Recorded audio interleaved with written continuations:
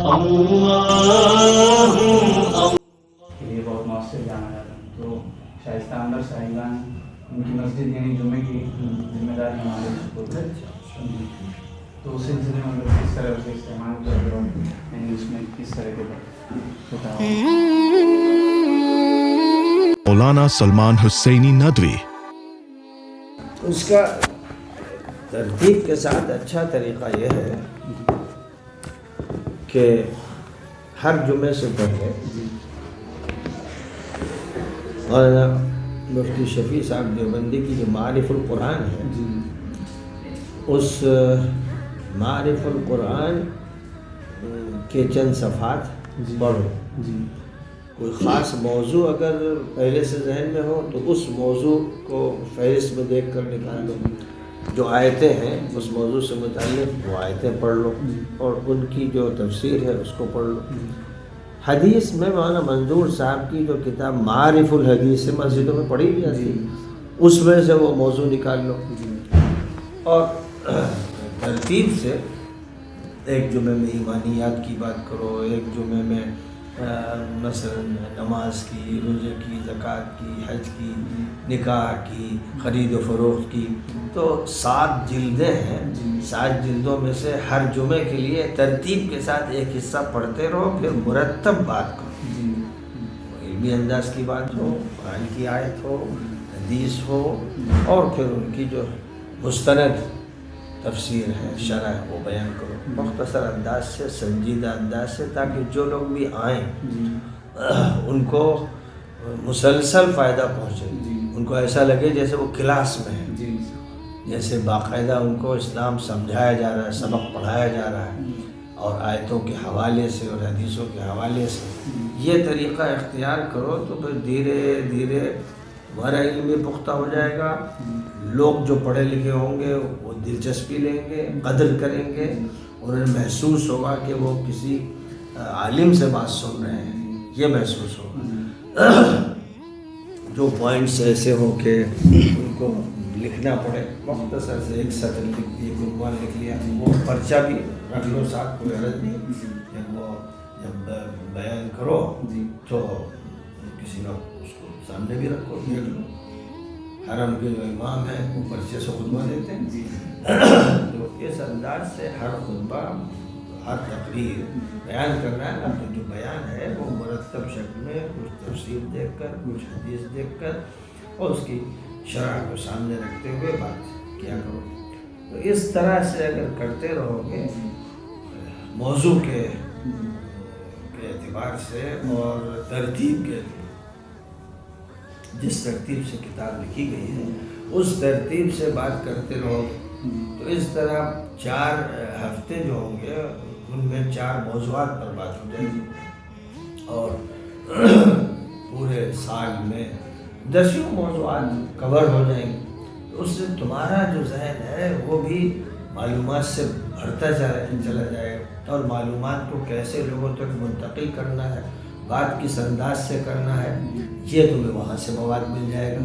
جس سلجھے ہوئے انداز سے مولانا شفیع صاحب نے تفسیر کی ہے اور مولانا منظور صاحب نے حدیث کی شرح کی ہے, وہ سلجھا انداز بیان کرنے میں آ جائے گا. ایسا ہوتا ہے اخبار میں, مطلب کوئی خاص واقعہ پیش آ گیا اور اس سلسلے میں بھی رہنا خاص واقعہ پیش آ جائے تو اس کا طریقہ یہ ہے کہ اس سلسلے کی جو آیت ہو وہ ذہن میں رکھو, اس سلسلے کی جو حدیث ہے وہ ذہن میں رکھو. پھر جو اخبارات نکلتے ہیں ان اخبارات میں دیکھو کہ اس موضوع پر کسی دانشور نے, کسی عالم نے کیا لکھا. جیسے مثلا کبھی مضمون آتا ہے مولانا خالد سیف اللہ رحمانی کا, اچھا مضمون آتا ہے. کبھی کسی اور عالم کا آتا ہے, جو بیچ کا صفحہ ہوتا ہے نا, اس میں مضامین ہوتے ہیں, اور وہ مضامین ہوتے ہیں روزمرہ کے ٹاپک پر. تو وہاں سے تمہیں موضوع کا پتہ چل جائے گا, اور اسلام کا پتہ تفسیر و حدیث سے چل جائے گا.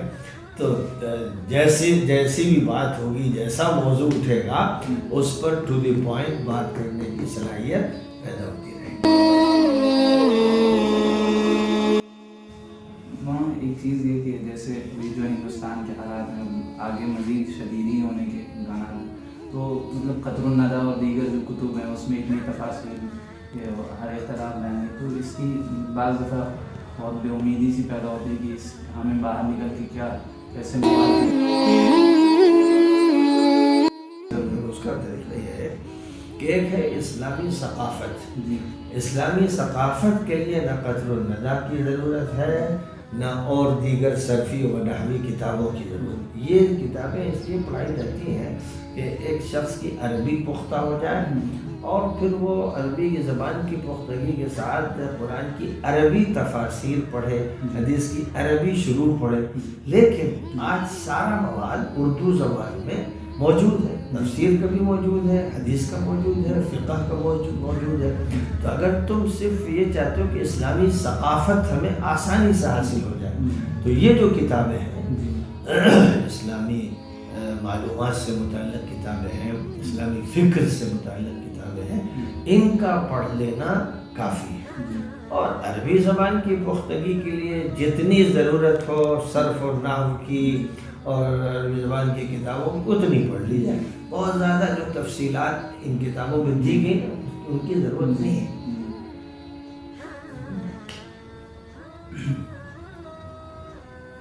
عربی سیکھنے کے لیے صرف کتاب نہ کافی. جی سمجھا بس. اور باقی تفصیلات اس لیے ہوتی ہیں کہ آدمی کو اگر بڑی گہرائی کے ساتھ عربی زبان سے واقف ہونا ہے اور جو نکات تفسیر و حدیث کے ان کو بھی سمجھنا ہے اور وہ بھی اصل عربی زبان میں سمجھنا ہے، اس کے لیے ضرورت ہوتی ہے. ورنہ زبان دانی کے لیے ان تمام قواعد کی ضرورت نہیں ہے. ہم لوگ وہ ایک ڈیجیٹل مجلہ بھی نکال رہے ہیں. پہلے مد عزیز نام تھا سراغ زندگی، تو وہ ڈیجیٹل ہی نکلتا ہے PDF فائل میں، تو اس کے لیے کوئی ماہواری نکلتا ہے. جو ایسا مجلہ، پرچہ، اخبار، رسالہ کچھ بھی نکالا جائے اس میں ایک کام تو یہ ہونا چاہیے کہ ہر پرچے میں کچھ حصہ درس قرآن کا ہو، درس حدیث کا ہو، کچھ فقہی مسائل کا ہو، کچھ معاشرتی مسائل کا ہو، پھر جو موضوع چل رہا ہو، جس زمانے میں جو موضوع چل رہا ہو اس موضوع پر بھی اچھا مواد فراہم کیا جائے. ایسا مواد فراہم کیا جائے جو صرف انشائی نہ ہو، صرف خطابی نہ ہو، بلکہ اس میں اعداد و شمار ہوں، حقائق ہوں.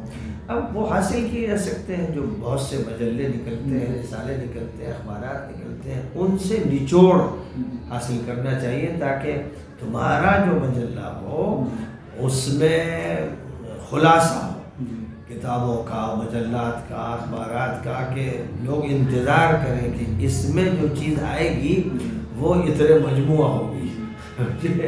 تو اس میں محنت سے جمع کیا جائے اور تمام معلومات کو یکجا کیا جائے اور ایسا ہو کہ اس کا انتظار رہے، زبان بھی اچھی ہو اور معلومات ہو. کیونکہ جب معلومات میں اضافہ ہوتا ہے تو اس کا انتظار رہتا ہے اور اس کی قدر بھی ہوتی ہے، اور جو بھی اس کو پڑھتا ہے تو وہ محسوس کرتا ہے کہ اسے کچھ ملا، اسے کچھ غذا ملی. یہ اہتمام کرنا چاہیے.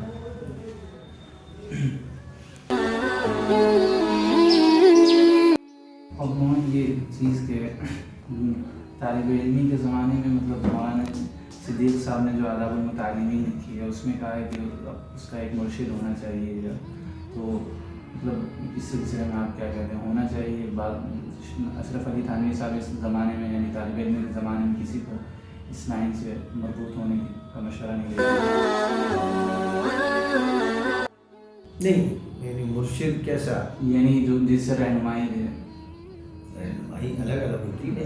ایک رہنمائی انسان کو اپنے گھریلو معاملات میں چاہیے، ایک رہنمائی علمی معاملات میں چاہیے، ایک رہنمائی اپنے کورس کے بارے میں چاہیے، ایک رہنمائی تزکیہ نفس کے لیے چاہیے. الگ الگ رہنمائی کا دائرہ کار ہے.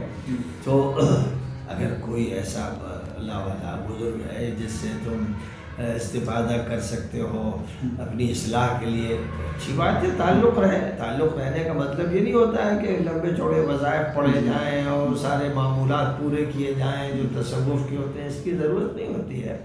ایک سرپرستی حاصل ہے کہ جس سرپرستی کے نتیجے میں انسان بھٹکنے سے بچے اور کوئی بات پوچھنی ہو تو پوچھ سکے، ایسے ایک تعلیمی مشرف ہونا چاہیے۔ تو ظاہر ہے کہ اساتذہ کی یہی حیثیت ہوتی ہے، اور خاص طور پر جو طلبہ ہاسٹل میں رہتے ہیں ان کا اگر کوئی نگراں ہے اور وہ معلم بھی ہے اور مربی بھی ہے تو وہ مشرف ہو جاتا ہے، اس سے فائدہ اٹھایا جائے، رجوع کیا جائے۔ تو اس اعتبار سے ایک مستشار اگر ہوتا ہے تو وہ اچھا ہی ہوتا ہے، مفید ہوتا ہے۔ طلبا کے لیے مطلب جو ملک میں پیشانی اس سے خود کو الگ رکھنا اور پھر یکسو ہو کر تعلیم میں منہمک ہونا، یہ بعض دفعہ بہت تعلیم کا جو مرحلہ ہوتا ہے اس میں یکسو رہنا چاہیے، انتشار نہیں ہونا چاہیے، اور باہر کی جو سرگرمیاں ہیں ان سے بچتے ہوئے ساری توجہ اپنی تعلیم پر صرف کرنا چاہیے۔ اب جیسے ایک مستری عمارت بنا رہا ہے، اگر یہ اخبار سنتا رہے گا اور کہیں جا کر فلم دیکھے گا تماشوں میں لگے گا، دیوار نہیں بنے گی، یا ٹیڑھی بن جائے گی یا گر جائے گی۔ جو اس کا کام ہے دیوار اٹھانے کا، اور مزدور کا جو کام ہے اس کی مدد کرنے کا، اور اسی طرح جو کپڑے سی رہا ہے وہ اگر ادھر ادھر تماشے میں لگے گا تو کپڑے کی درگت بنا دے گا۔ وہ خاتون یا وہ مرد باورچی جو کھانا پکا رہا ہے وہ اگر ادھر ادھر منتشر ہوگا تو کھانے میں نمک زیادہ ڈال دے گا، مرچ زیادہ ڈال دے گا، کچھ بھی کر دے گا۔ اسی طرح طالب علم کو جو پختگی پیدا کرنا ہے اپنے علم کی، اس کے لیے ضروری ہے کہ وہ یکسو ہو کر پہلے محنت کرے اپنے کورس پر۔ اگر منتشر ہوگا تو اس میں پختگی نہیں آئے گی۔